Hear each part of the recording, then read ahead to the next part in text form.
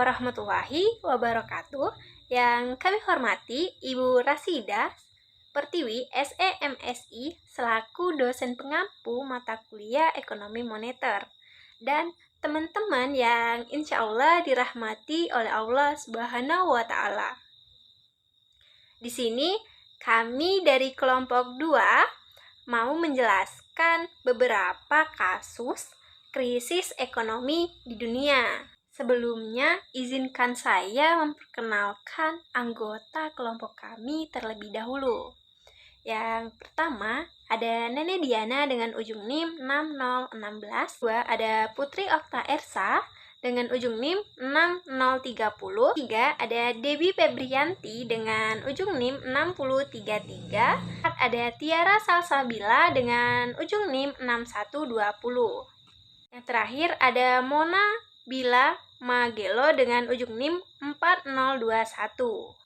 Pada kesempatan kali ini, kami akan membahas 3 krisis ekonomi moneter yang terjadi, yaitu yang pertama ada krisis ekonomi moneter di tahun 1998. Yang kedua, krisis ekonomi moneter di tahun 2008. Yang ketiga, krisis di COVID-19.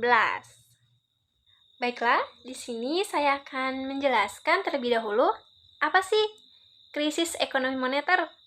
Nah, krisis ekonomi moneter adalah pendekatan yang mengkaji kebijakan moneter dari perspektif krisis ekonomi.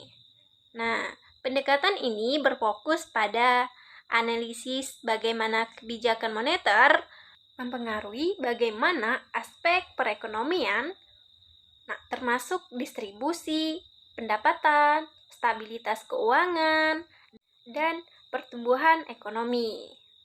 Krisis moneter memiliki beberapa perbedaan utama dengan pendekatan mainstream. Dalam ekonomi moneter, salah satu perbedaan yang paling mendasar adalah bahwa krisis moneter tidak menganggap bahwa inflasi adalah masalah utama dalam perekonomiannya. Sebaliknya, krisis moneter berpendapat bahwa inflasi adalah gejala dari masalah ekonomi yang lebih mendasar, seperti ketidaksetaraan pendapatan atau ketidakstabilan keuangan gitu. Baiklah, itu tadi penjelasan singkat tentang krisis moneter. Selanjutnya akan dilanjutkan oleh rekan saya.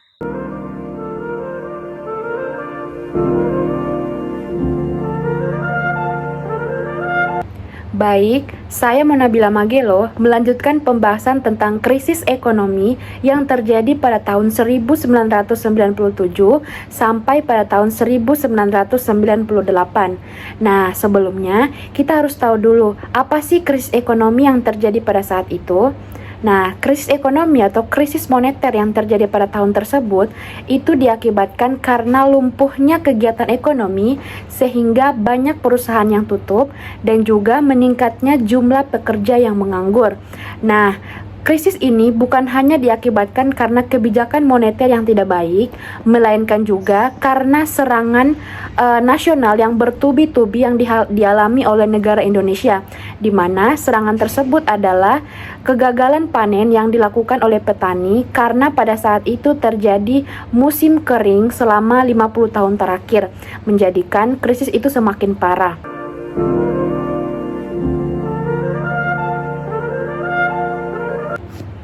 Nah, apa sih penyebab krisis moneter pada saat itu? Nah, perlu kita ketahui bahwa krisis moneter yang terjadi pada saat itu melumpuhkan kegiatan ekonomi di tahun 1997 dan tahun 1998. Nah, ada berbagai pendapat tentang penyebab terjadinya krisis ini, di mana yang pertama itu diakibatkan karena sistem devisa yang terlalu bebas tanpa adanya pengawasan yang memadai, sehingga arus modal pada saat itu dan valuta asing dapat mengalir mengalir secara keluar masuk dan bebas berapapun jumlah yang telah mereka tentukan. Nah, sehingga hal itu membuat krisis ekonomi pada tahun tersebut. Kemudian penyebab yang kedua yaitu karena adanya tingkat depresiasi rupiah yang relatif rendah, sehingga depresiasinya itu berkisar antara 2,4% pada tahun 93 dan 5,8% pada tahun 1998. Nah, dengan adanya ini menyebabkan nilai rupiah secara kumulatif sangat overvalue. Ditambah lagi dengan adanya kenaikan penduduk dalam nilai dolar US dollar yang naiknya relatif lebih cepat dari kenaikan pendapatan nyata pada rupiah. Nah, kemudian penyebab yang ketiga adalah karena utang luar negeri swasta, di mana utang tersebut adalah utang jangka pendek dan jangka menengah, sehingga yang menyebabkan nilai tukar rupiah itu mendapat tekanan yang sangat berat karena tidak tersedia cukup devisa untuk membayar utang yang sudah jatuh tempo beserta dengan bunganya. Kemudian penyebab yang keempat adalah karena adanya permainan yang dilakukan oleh spekulan asing, di mana spekulan asing itu bernama hedge fund yang mungkin dapat dibendung untuk melewaskan cadangan devisa yang dimiliki oleh bangsa Indonesia pada saat itu. Nah, kemudian kita membahas tentang dampak dari krisis moneter yang terjadi pada saat itu. Nah, jadi krisis moneter ini sangat berdampak besar bagi perekonomian Indonesia pada saat itu, di mana krisis ekonomi itu sangat berputar-putar sekitar kurs nilai tukar valuta asing, khususnya dolar Amerika Serikat, yang melambung tinggi jika dihadapkan dengan pendapatan masyarakat dalam rupiah yang tetap. Bahkan perlu kita ketahui bahwa dalam beberapa hal nilai tersebut menjadi turun. Padahal pada saat itu harga dari banyak barang naik relatif cukup tinggi, kecuali sebagian sektor pertanian dan sektor ekspor dan impor. Nah, dengan adanya krisis moneter pada saat itu atau krisis ekonomi, itu berimbas penuh terhadap kemerosotan nilai tukar rupiah yang sangat tajam secara umum. Dapat kita ketahui bahwa contoh dari kemerosotan nilai tukar rupiah itu bisa dilihat dari kesulitan dalam menutup APBN negara. Kemudian harga-harga pasar itu menjadi naik, misalkan harga ayam, harga telur, utang luar negeri menjadi naik, kemudian BBM, tarif listrik dan lain sebagainya itu menjadi naik akibat adanya krisis ekonomi yang terjadi pada tahun tersebut, sehingga membuat perekonomian Indonesia menjadi kacau.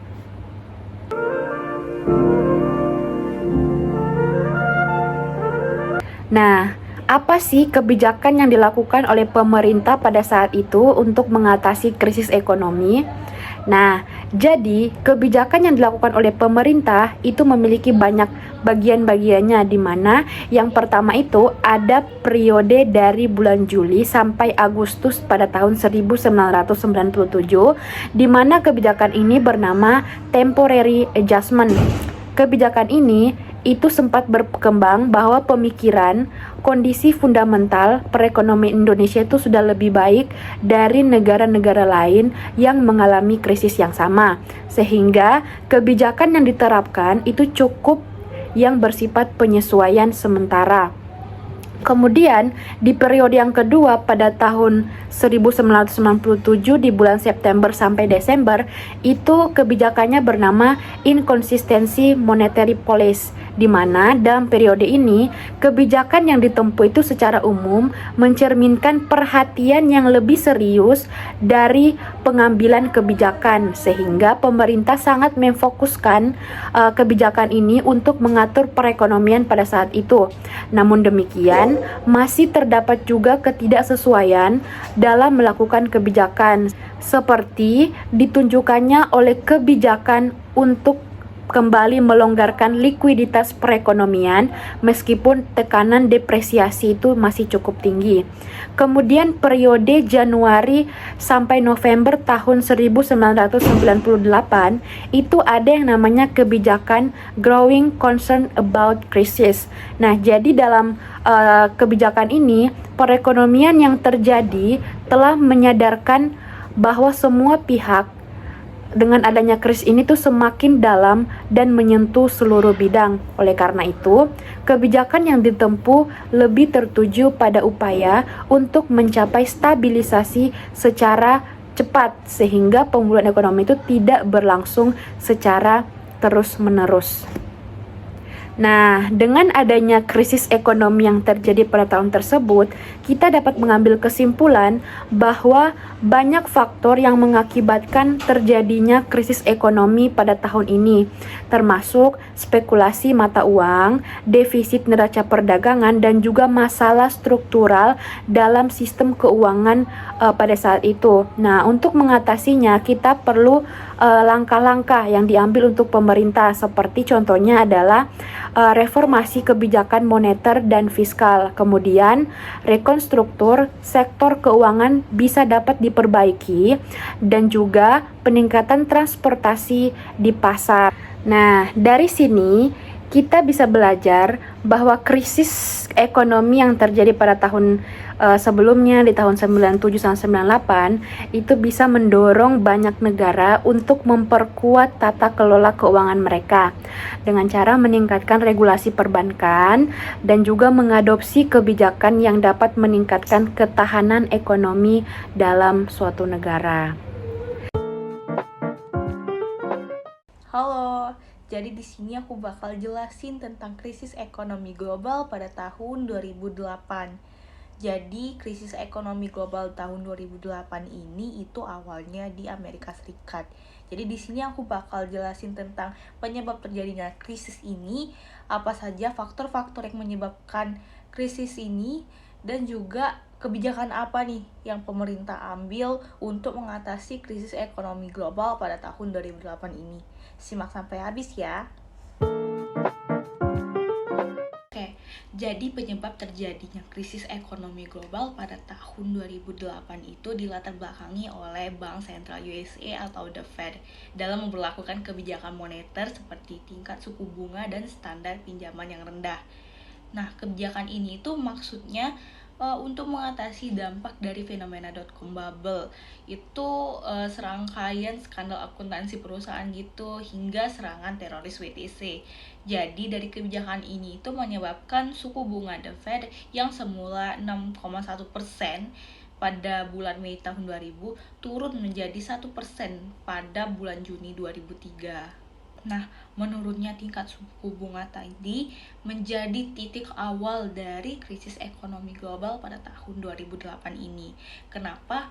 Karena kalau tingkat suku bunga itu turun, otomatis daya beli masyarakat itu bakal naik.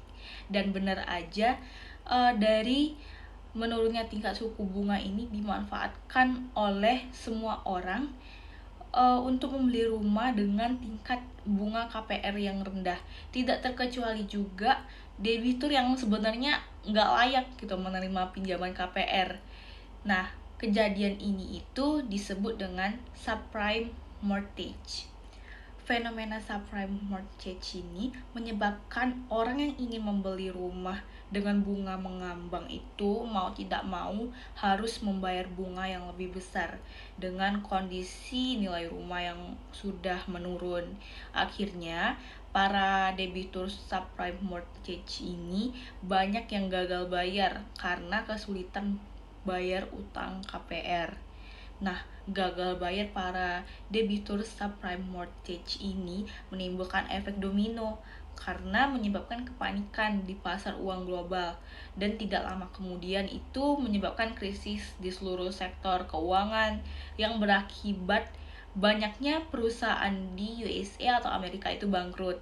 Nah, perusahaan Lehman Brothers merupakan yang terparah dalam sejarah USA dengan total utang sebesar 613 miliar US dollar di kala itu. Nah, dari sebab-sebab tadi akhirnya krisis di Amerika itu menyebar nih ke seluruh dunia. Jadi apa aja nih dampak yang disebabkan oleh krisis ekonomi global tahun 2008 ini? Yang pertama, kita bakal bahas dampak pada ekonomi global, dampak pada ekonomi Amerika Serikat itu sendiri, dan dampak pada perekonomian Indonesia. Oke, yang pertama kita bakal bahas dampak pada perekonomian global.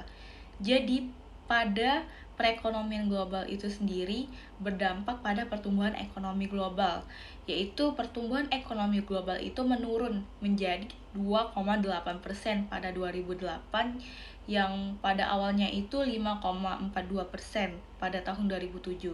Nah, krisis ini itu berimbas pada banyak sektor, pada sisi perdagangan, kinerja ekspor yang semakin tertekan dengan anjloknya harga yang berdampak cukup kuat, khususnya ke negara-negara pengekspor komoditas sumber daya alam atau SDA.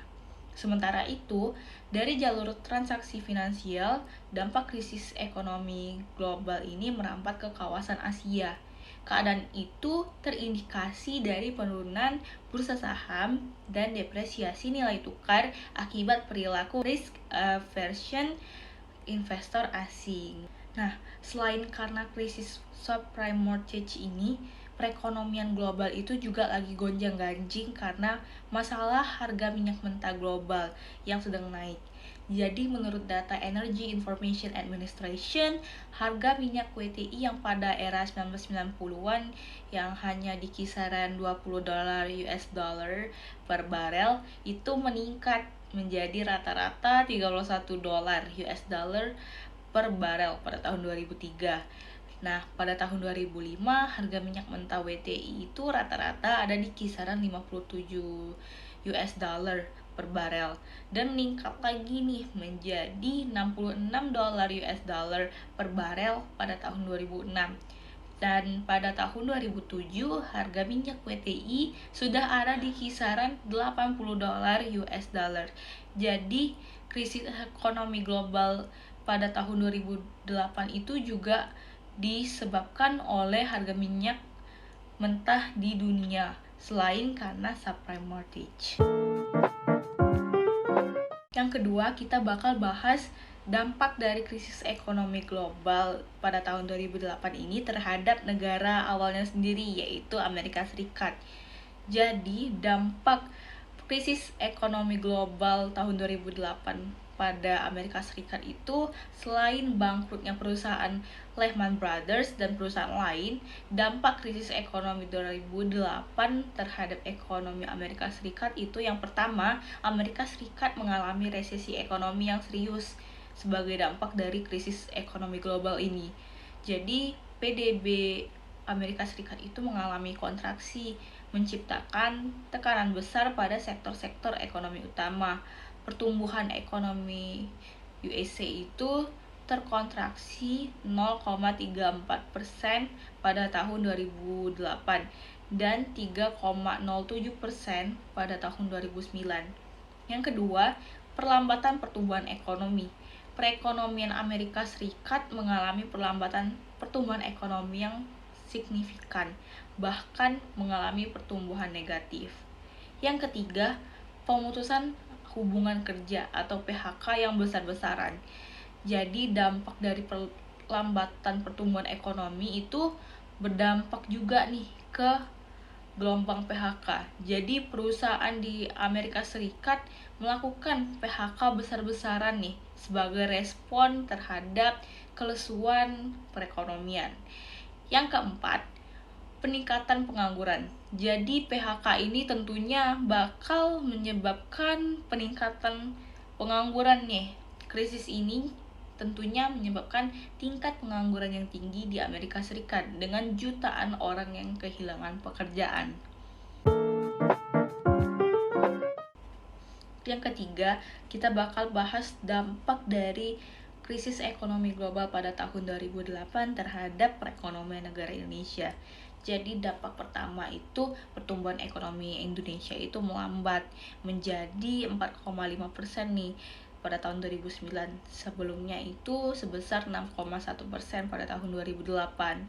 Tapi Indonesia ini bisa terhindar nih dari perlambatan ekonomi yang dalam karena struktur ekonomi Indonesia banyak didorong permintaan domestik. Inflasi pada Indonesia juga tercatat termasuk rendah nih, 2,78%. Tapi Indonesia juga tidak sepenuhnya kebal dari goncangan global. Yang kedua, harga saham yang merosot tajam di Bursa Efek Indonesia. Yang ketiga, nilai tukar rupiah melemah nih terhadap US dollar yang sudah menembus angka psikologis. Menurut laporan perekonomian Bank Indonesia pada tahun 2008, nilai tukar rupiah mengalami tekanan depresiatif yang besar, melemah dari 9.160 rupiah per US dollars pada bulan Juli tahun 2008. Pelemahan mencapai level terburuk nih pada bulan Desember 2008, yaitu sebesar 11.238 rupiah per US dollars atau mengalami depresiasi sebesar 22,7%. Yang keempat, sektor perbankan mengalami kesulitan likuiditas. Yang kelima itu, bahkan pemerintah sulit mencari pinjaman nih di pasar keuangan. Jadi, dampak krisis ekonomi global pada tahun 2008 ini cukup berpengaruh nih terhadap perekonomian Indonesia. Oke, kita bakal masuk ke sesi kebijakan apa nih yang dilakukan oleh pemerintah dalam mengatasi krisis ekonomi global pada tahun 2008. Yang pertama kita bakal bahas kebijakan yang dilakukan oleh G20. Yang kedua kita bakal bahas kebijakan yang dilakukan oleh pemerintah negara Indonesia. Yang pertama kita bakal bahas kebijakan yang dilakukan oleh G20. Jadi sepanjang tahun 2008, para Menteri Keuangan dan Gubernur Bank Sentral G20 mendiskusikan nih tentang perlunya meningkatkan level pertemuan G20 menjadi tingkat kepala negara untuk mendapatkan bobot keputusan politik bagi rencana kebijakan yang akan diambil di G20 tersebut. Pada akhirnya, 1 minggu setelah pertemuan tahunan para Menteri Keuangan dan Gubernur Bank Sentral G20, para kepala negara atau pemimpin G20 mengadakan konferensi tingkat tinggi atau KTT atau G20 Summit pertama di Washington DC pada tanggal 15 November 2008. Pertemuan ini menghasilkan deklarasi para pemimpin G20 yang berisikan rekomendasi Principles and Action Plan G20 dalam rangka penanganan krisis yang terdiri dari langkah jangka pendek yang untuk diimplementasikan sebelum tanggal 31 Maret 2009 dan langkah jangka menengah. Nah, dalam deklarasi para pemimpin G20 tadi, anggota G20 itu didorong untuk mengambil inisiatif nih dalam mengatasi krisis keuangan global melalui 6 prinsip utama. Yang pertama, penerapan prinsip-prinsip respon makro terhadap krisis dan koordinasi kebijakan makro G20. Ini melakukan stimulus fiskal dan moneter secara serempak oleh seluruh anggota G20 untuk menstabilkan gejolak di sistem keuangan dan mendorong aktivitas ekonomi. Yang kedua, peningkatan standar regulasi sistem keuangan dengan mengkaji dan menyelaraskan standar accounting global, memperkuat resiliensi pasar kredit derivatif, meningkatkan pengawasan terhadap CRA, dan memperbaiki kerangka regulatori yang bersifat procyclicity.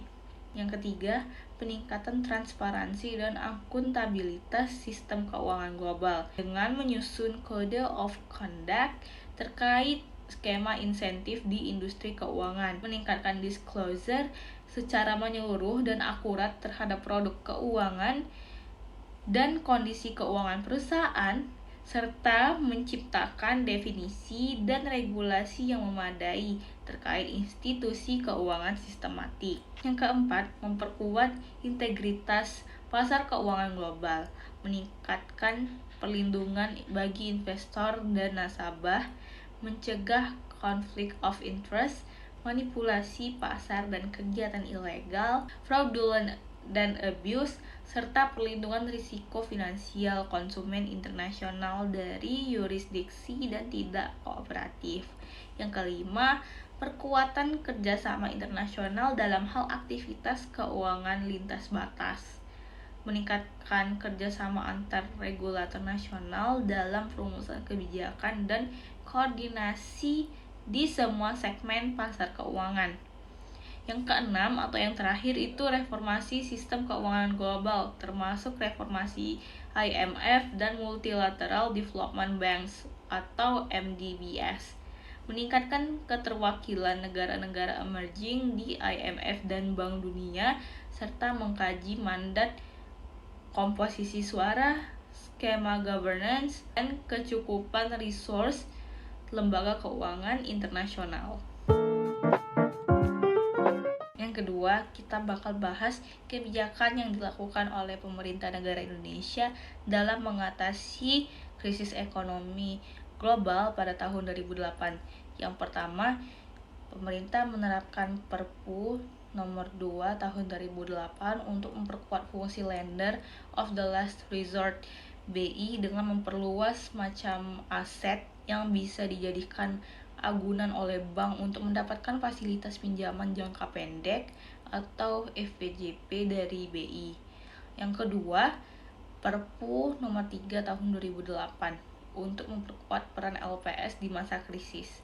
Yang ketiga, ada Perpu nomor 4 tahun 2008 yaitu mengenai Jaring Pengaman Sistem Keuangan atau JPSK, yaitu menetapkan mekanisme, tata cara, dan koordinasi antar lembaga yang bertugas dan berwenang mencegah dan menangani krisis. Yang keempat, ada BAPEPAM LK yang kini itu melebur ke OJK, juga mengeluarkan aturan nih untuk mempermudah emiten melakukan buyback. Yang kelima, Bursa Efek Indonesia mengeluarkan larangan transaksi short selling dan membatasi perdagangan margin. Ini dimaksudkan untuk mengurangi aksi jual di tengah momentum penurunan harga. Yang keenam, BI menurunkan giro wajib minimum atau GWM dari 9% menjadi 7% untuk kewajiban rupiah. Kewajiban valuta asing dari 3% menjadi 1%. Perhitungan giro wajib minimum untuk bank-bank kecil disederhanakan. Dengan demikian, beban perbankan sedikit berkurang. Nah, dari 6 kebijakan tersebut, terlihat nih pada pemulihan ekonomi pada tahun 2010 yang ditandai dengan pertumbuhan ekonomi yang positif, yaitu di angka 5%. Selain itu, aktivitas ekonomi masyarakat juga terlihat meningkat, seperti dari total transaksi clearing yang mencerminkan aktivitas transaksi retail di masyarakat yang mengalami peningkatan. Nah, dari penjelasan tadi kita semua udah tahu nih tentang krisis ekonomi global pada tahun 2008. Yang pertama itu penyebab dari krisis ekonomi global pada tahun 2008 itu apa? Yang kedua, apa saja dampak yang ditimbulkan dari krisis ekonomi global pada tahun 2008, baik dari ekonomi global, ekonomi Amerika Serikat, dan ekonomi Indonesia. Dan yang terakhir, yang ketiga, kebijakan apa nih yang dilakukan oleh pemerintah dalam mengatasi krisis ekonomi global pada tahun 2008, yaitu dari G20 dan pemerintah Indonesia.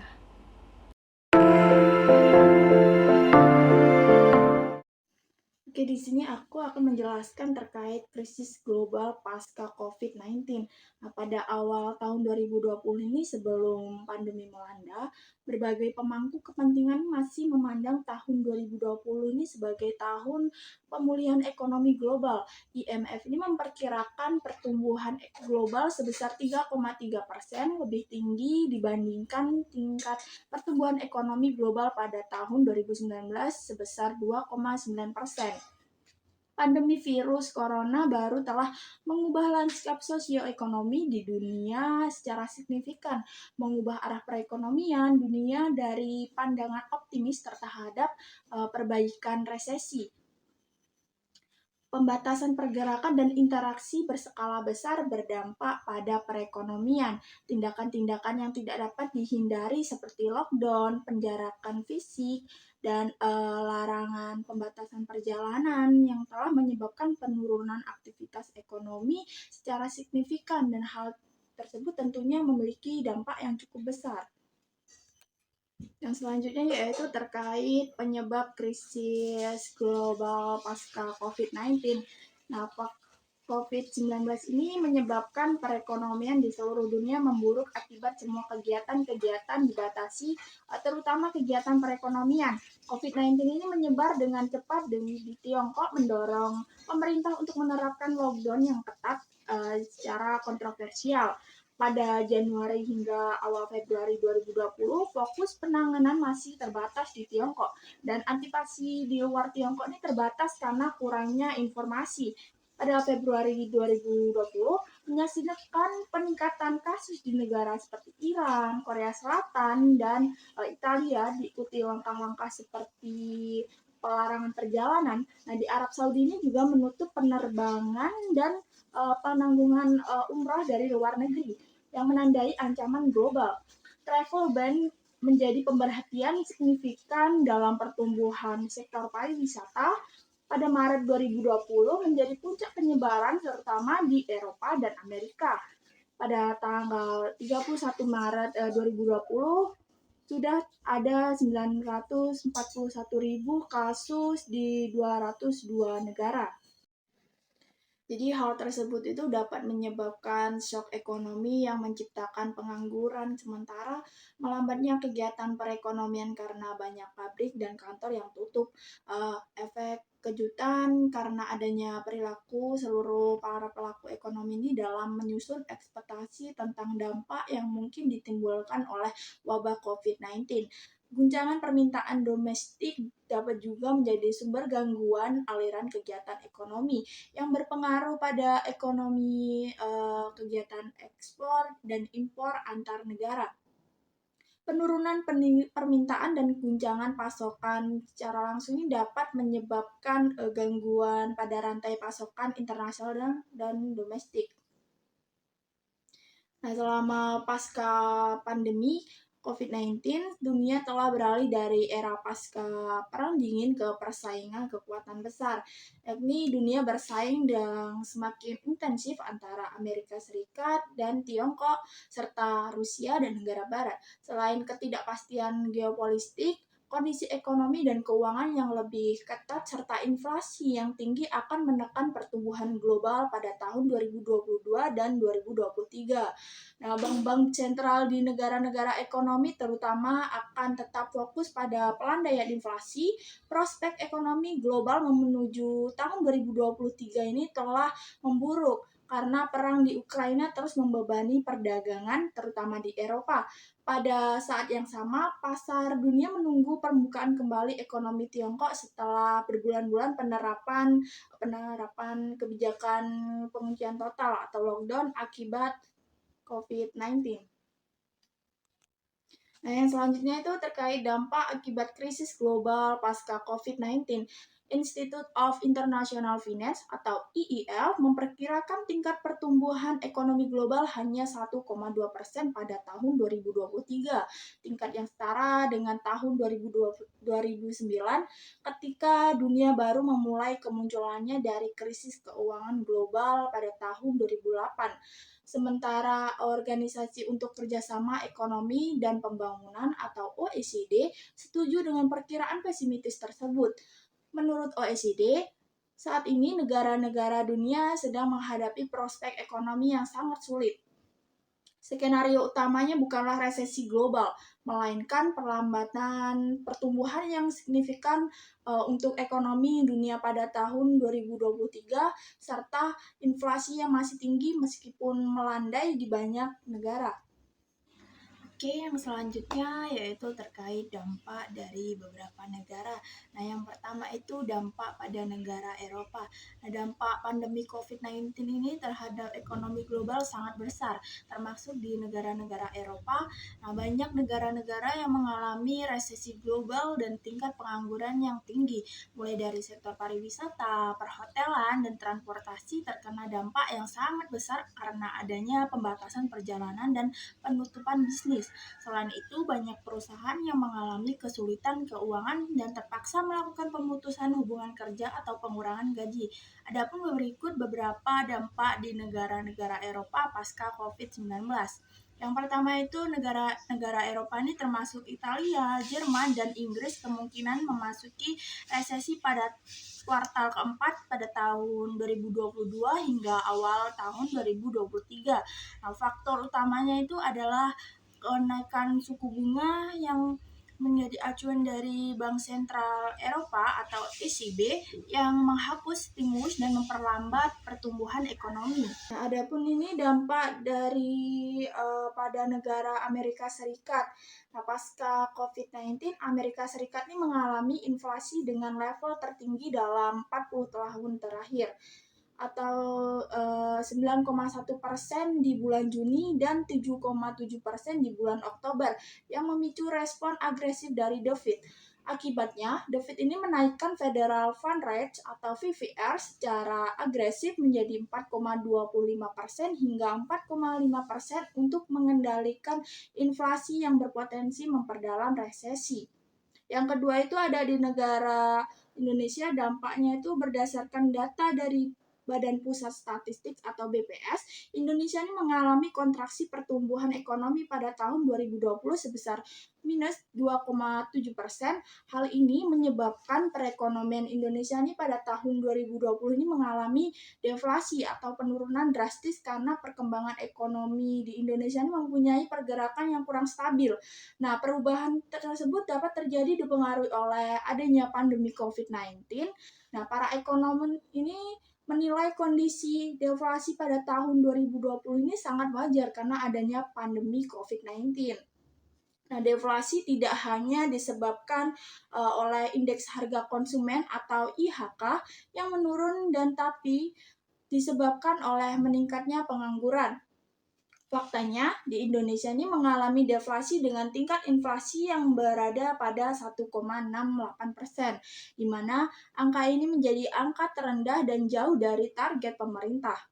Tetapi, Indonesia mampu bertahan akibat pasca pandemik, yaitu permintaan domestik tetap berdaya tahan dipengaruhi oleh terjaganya daya beli masyarakat dan keyakinan para pelaku ekonomi yang tetap positif, serta kinerja ekspor yang diperkirakan juga tetap kuat, terutama ekspor batubara, CPO, besi, dan baja, serta ekspor jasa yang menjadi katalis pertumbuhan ekonomi pada tahun 2022 berkisar 5,3%. Nah, untuk tahun 2023 ini pertumbuhan ekonomi diperkirakan tetap kuat pada kisaran 4,8% hingga 5,3% atau sedikit melambat karena faktor eksternal atau perlambatan ekonomi global. Oke, selanjutnya yaitu terkait kebijakan yang dilakukan pasca COVID-19 di beberapa negara. Yang pertama itu negara Eropa. Nah, Eropa ini mengambil beberapa kebijakan pasca COVID-19 untuk memulihkan perekonomian. Yang pertama itu negara Eropa melonggarkan langkah-langkah pembatasan untuk mencegah penyebaran COVID-19. Yang kedua, motivasi pemulihan ekonomi datang dari investasi badan usaha dan peningkatan neraca perdagangan, program kerja jangka pendek, dan bantuan untuk badan usaha yang telah dilaksanakan. Yang ketiga itu Eropa mengucurkan dana pemulihan ekonomi senilai 750 miliar euro untuk menciptakan lapangan kerja, membantu badan usaha, dan menangani akibat sosioekonomi pasca pandemi. Yang keempat itu fokus pada kampanye vaksinasi COVID-19 dengan percepatan vaksinasi di seluruh wilayah Eropa. Yang kelima, peningkatan omset penjualan dan pembukaan bagi wisata dengan sertifikat COVID-19 digital Eropa, memfasilitasi pergerakan lintas negara dan mendukung pemulihan sektor pariwisata. Nah, yang keenam itu pelonggaran langkah-langkah pembatasan meningkatkan kepercayaan badan usaha dan konsumen yang tercermin dalam pertumbuhan ekonomi yang positif. Jadi semua kebijakan yang dilakukan oleh negara-negara Eropa ini bertujuan untuk merangsang pertumbuhan ekonomi, menciptakan lapangan kerja, dan memperkuat ketahanan ekonomi Eropa pasca pandemi COVID-19. Nah, yang kedua itu ada negara Amerika Serikat, yaitu kebijakannya yang pertama, The Fed ini menerapkan kebijakan moneter ketat dengan menaikkan suku bunga acuan dengan menangani inflasi meskipun berdampak pada kontraksi aktivitas bisnis dan peningkatan aplikasi tunjangan pengangguran. Nah, yang kedua itu dalam jangka panjang, The Fed ini diharapkan dapat memangkas suku bunga acuan pada tahun 2024 untuk merespon penurunan inflasi yang untuk diantisipasi. Nah, yang ketiga itu The Fed ini mencoba mengurangi resiko resesi dengan menaikkan VVR meskipun dalam jumlah yang cukup rendah, yaitu 50 BPS pada tanggal 14 Desember untuk memitigasi dampak negatif terhadap ekonomi. Nah, yang ketiga itu pada negara Indonesia ini melakukan kebijakan dalam segi fiskal dan kebijakan moneter. Yang pertama itu ada kebijakan fiskal itu, jadi yang pertama itu percepatan belanja pemerintah, yaitu dengan melakukan percepatan pencairan belanja modal dan bantuan sosial, mempercepat petunjukan pejabat pembendaharaan negara dan melakukan tender. Tujuannya ini adalah untuk mengadaptasi bertahap, menyelesaikan permasalahan pasca pandemi, dan penguatan reformasi untuk keluar dari middle income trap.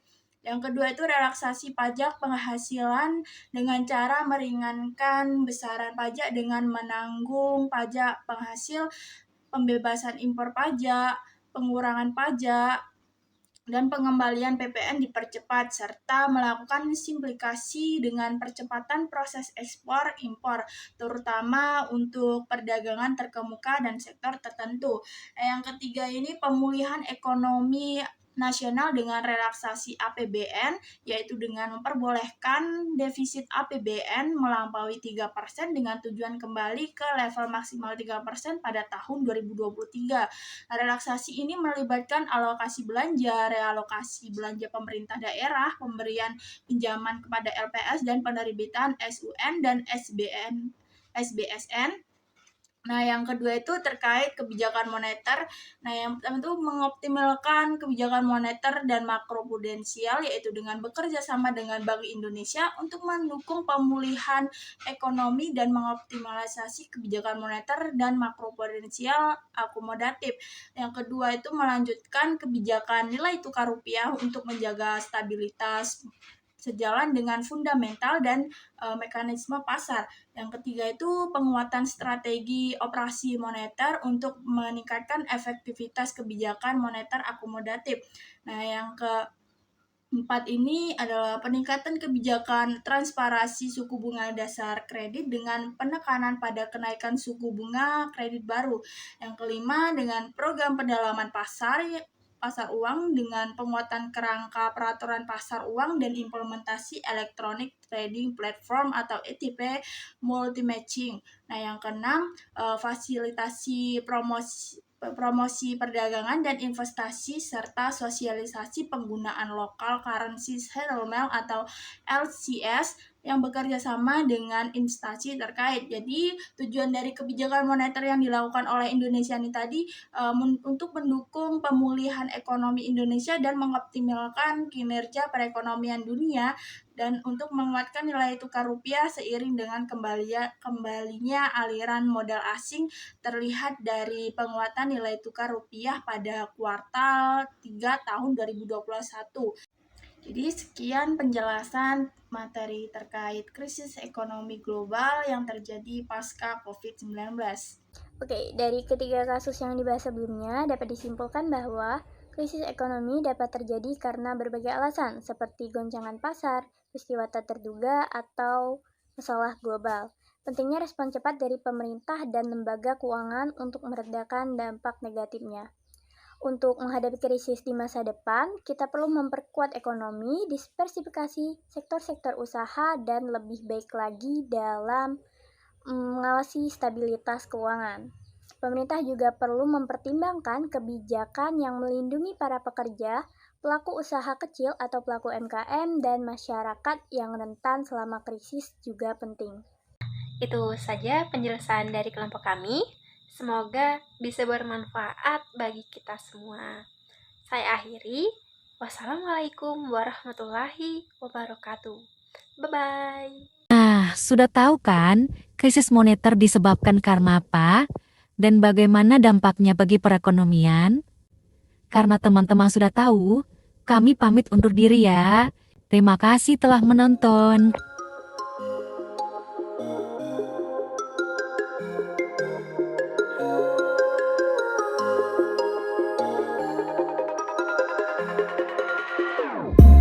Whenever your heart is broken, don't ever forget you're golden. I will find a light in your soul.